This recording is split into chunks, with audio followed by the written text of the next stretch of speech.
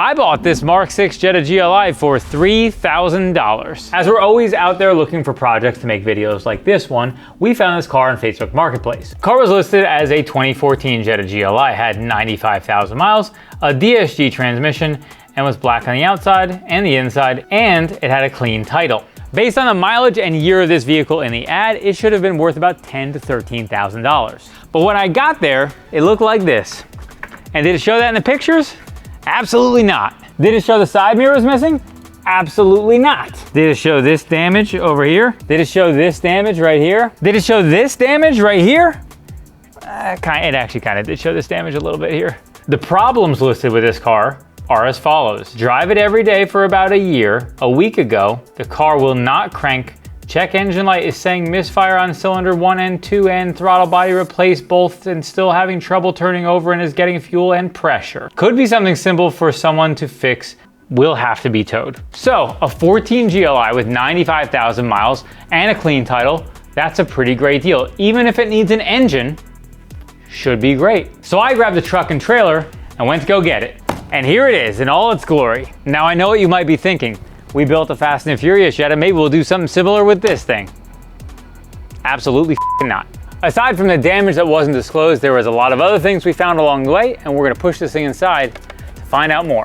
Now the first thing you notice when you get inside this car is it actually has 243,000 miles, not 95. If you look at the front bumper, it's basically not even a bumper at this point. It's the whole front of the car is damaged. We have a bumper damage, we have no grille here, we have what I believe to be a core support that's damaged, we have zip ties holding all that together from falling on the ground. Now with one little quick Google tool, we can find this. And what it shows here is that this car was in a massive front end collision, and it is most certainly not a clean title car. Most certainly not a clean title car.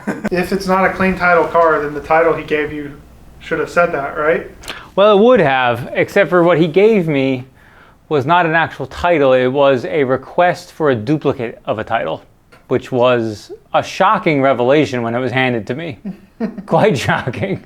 Now, I did ask before we went there and drove 45 minutes to go pick up this car if the title was in hand, and the answer was, yes, it is.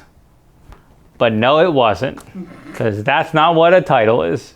Now, this mirror was in the picture, and one of the only pictures that showed this side very well, but clearly it's not there. Looks like it may have actually been ripped through.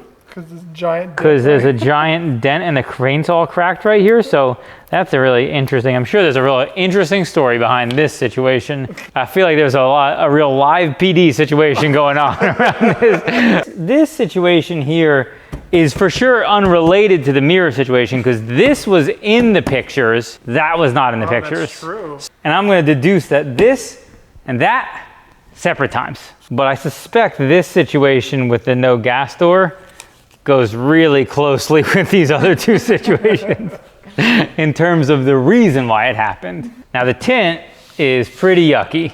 As with any cheap tint, this is how they be doing. Now in this rear one, we've been frying up a little bacon too, but as you can see, no gouge. So I think we can assume the bacon on this side and the bacon on that side look like a baseball bat roll, because look at this angle here. Look at that angle. So I'm guessing there's a real sticking a baseball bat in there and rolling it out. Forensic analysis. At least we got one mirror. 1 out of 2 ain't bad. So the one thing you can say is true about the ad is this throttle body is new. That's pretty nice of him. It is new. It is a low quality throttle body. It is not a brand that I'm aware that exists. Yeah, there are new coils. I'm sure they're also low quality. Yep, no brand. Now, one thing that's pretty surprising is how fresh this coolant looks, and that's kind of worrying. Well, because the condition of this car is not somebody who I would expect to have done a lot of maintaining of their cooling system. That's why. So that is a gigantic red flag. Now, one thing I did just notice is right here, there is a kicker. This is a fuse from a sub. So this baby's got some subs in it. Now, we're gonna experience this together. There could be a body in this trunk for all I know. Oh, bye. Oh boy, there's someone stealing copper from a job site.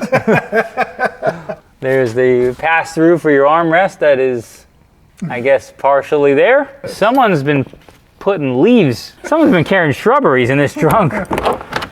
Okay, and of course, as with any of these cars you buy, somehow the tool set is always a disheveled mess every single time. I don't know what it is about people who just maintain their cars like absolute garbage, but they feel the need to rummage through the tools and then just chuck them back in the trunk. They live their life. They're like, they need full chaos in their life, so they're just like, doesn't matter what it is. Just chuck it back in. Now, I haven't checked out the back seat of this car yet. Let's take a look. Tax processing, that's interesting. Let's see what we got. There is a bottle. There's definitely French fries down there. Oh, they're all moldy. They are moldy, yes. Ugh. There's a pickle jar, because I guess... And they shoved it in and what you need to do when you have a spare pickle jar is you just shove it in the back seat to make sure you stretch this thing out. And, oh, hey, we got it. Whoa. This wasn't lost in a domestic dispute like we thought it was. Why did they take that off? They just felt like it needed to come off. Now, you're probably wondering, why would you even buy a piece of like this? And I wasn't going to. But there's a guy that works for us who loves to collect pieces of and he happens to have MK6 Jetta that he could use a bunch of stuff from and mix and match and make into one good car. So $3 grand for this car is still a reasonable price, even though the condition of it is awful, if we can get this running and driving. Bearing in mind, we have not looked underneath of this car yet, so I reserve my judgment for future. Now, because this thing will not turn over, I have some suspicions the engine could be locked up. We're gonna try to turn it and find out. Okay, this is actually much better news than I expected, because the fact that it's turning gives me some hope. This engine actually could just be like not properly diagnosed at all. So right now, I'm gonna scan this thing with our OBDeleven, which you can purchase at shopdap.com if you need one. Volkswagen Audi scan tool, perfect for DIY. Shopdap.com. Just so you guys know at home, using cheapo ignition coils does not save you money. Buying them at parts stores or online on Amazon, you are almost certainly going to get the cheapest garbage coils on the world, and they're going to cause misfires. They're going to. You're going to buy them, they're going to cause your car to misfire, and then you're going to end up buying better versions later. Don't waste your money. Go to shoptap.com. Exactly. Where else would you go? If you wanted to part this car out, the value of this would be this interior, all this GLI trim and everything is legitimately in good shape and decent still. With the good detail, the interior of this car, which is absolutely filthy and foul and disgusting, would actually be pretty nice. 92 faults is what we got. 30 faults in the engine, which is quite a few faults. Intake manifold runner bank 1 control circuit open. That means something isn't plugged in. I'm almost sure of it. Now that we have those details, I've looked through it, I'm just gonna erase them and we're gonna see what comes back. All right, so the only fault that has come back is turbocharger boost control A circuit open. That's for sure not gonna cause a no start though. So unrelated. In the transmission, the only fault is for cruise control front distance range sensor. In case you notice, the front of this vehicle is not looking in super great shape. This car at some point had adaptive cruise, I think, so they adapted it to have nothing that could cruise. We need to put a battery in it to get this thing cranking, but in the meantime, let's inspect the underneath of this. So right here, there is a zip tie. Now, I don't know, oh, I know exactly. Oh, see here, they broke it. This one, we might as well just pull off like that. That way we can show you what it looks like. So this is what it looks like. So normally this would be attached to the intake manifold, and this is a non-serviceable item, but they made it serviceable. Would that cause the engine not to start? Because one of the faults was a flap fault, right? Yeah, but we're not there yet. This is not it. Well, it definitely needs an intake manifold. It needs an intake manifold. We're sure about that. A pretty heavy discoloration of this wiring. You see it's like red here. I don't know what this is from, but it goes to the corrugated part here, and I don't think the factory stuff is like that. If you look, this is the factory one over here. So look at how this is wrapped, this wiring right here. Someone's been inside of this wiring. And I bet you money, some gremlins in there. Oh, it's unsurprisingly, it's missing the screw that holds all these pipes on. That's all. There should be one screw here, and one screw in the front here. It's got none of those, not a single one. Now we're gonna check the oil. We haven't checked it yet. It has oil, which is, I consider that a win. Doesn't smell too bad. It's dark. They probably don't change the oil, but like, I mean, getting this car to crank is not going to really tell us anything because it already didn't run before. It's not gonna run just by putting a battery in it. So we're gonna inspect underneath, see what we can find, and then we'll maybe chuck a battery. That's a cool shirt you got. Thanks. You can find one at shopdap.com. Charles will come to your house and install it right inside, right on your nipples. He'll touch them. He'll come. You just order it. We're on the lift now. Okay, no tie rod play. No wheel bearing play. I'm telling you. It's a pretty nice car. What's unplugged right here? Oh, that's oil level sensor. What you do is you just knock the top off of it, and then you're just like, Can't plug it in even. I don't know. Look at this tire. Oh boy. Oh my God. I've never seen a tire like this before. Is this feels like a stretch tire? It looks dry rotted. That just dry rotted? This, boys and girls, is why stretch tires can be a problem. See this? This is the constant pressure happening on the sidewall of your tire. I mean, let's check the date on these tires. I mean, don't get me wrong, they're old and crusty and decrepit, but the point is when you hit something, it causes extra pressure and can pop, like goes the weasel. Are there different size tires? Okay, hey, 225s on the rear, 215s on the front. If you can't stagger your wheels, at least stagger your tires. We got oil coming down here on the timing chain side. This isn't that rare. Upper timing covers leak, lower timing covers leak, you know, all that stuff. So really nothing of note here other than the fact that like every wire is not connected to where it's supposed to be. The holders are all missing. This is like when you have this many miles of DIY stuff, I kind of expect to see stuff like this. So you DIY people, put stuff back the way you're supposed to. By the way, this is a bad battery we're putting in here, but the hope is that it's less bad than the one that we have. And if I need to, I'm gonna steal the one out of the Jetta, but I don't wanna do that. I don't think it's gonna start, but let's just do it just for shits and giggles. Okay, it did at least crank. And it does sound like it has compression. So both of those things make me feel pretty darn good. Okay, so I'm gonna pull this manifold off real quick just to try to inspect what's going on underneath here. And hopefully we can kind of get to the bottom of something. I found one problem is if we look over here, the alternator's not plugged in. So there's the plug for the alternator. There's the alternator. So we probably should try plugging that guy in.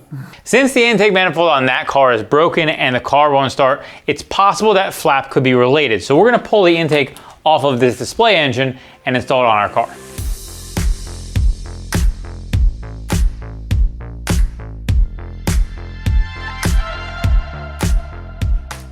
So now that we have a battery in the car that actually works, we're gonna see if we can get this car started. If this thing starts just from fixing the intake manifold off and plugging in the alternator, that would be real amazing. Okay, I don't know what that is. It is cranking now appropriately. What we found is that it probably either needs a starter or an engine. So while we were cranking, we noticed smoke coming from this area on the starter. As you touch it, starter is actually hot, creating a lot of heat because it's having a hard time starting, which is either potentially a starter issue, or because the engine is damaged and it's hard to turn, it's causing a higher drag on the starter, drawing more power through it, creating too much heat, and then making it smoke. Ooh, that feels like a problem right there. Oh yeah, that's a problem. I can't even, holy shit. This engine wasn't locked up just a second ago. Let's take these spark plugs out. Magnetic spark plug socket found at shopdap.com. Oh boy, these plugs look real rusty. They look like they got some age on them. That one's still intact though, so we're gonna call that one pretty good. Okay, cylinder 2. Similarly bad plugs. So we're pretty sure this engine's absolutely screwed. So we're borescoping it to find out how screwed it is or how it is. Just so you know, a borescope is a camera that goes inside engines. It goes inside other things too. It does go inside buttholes.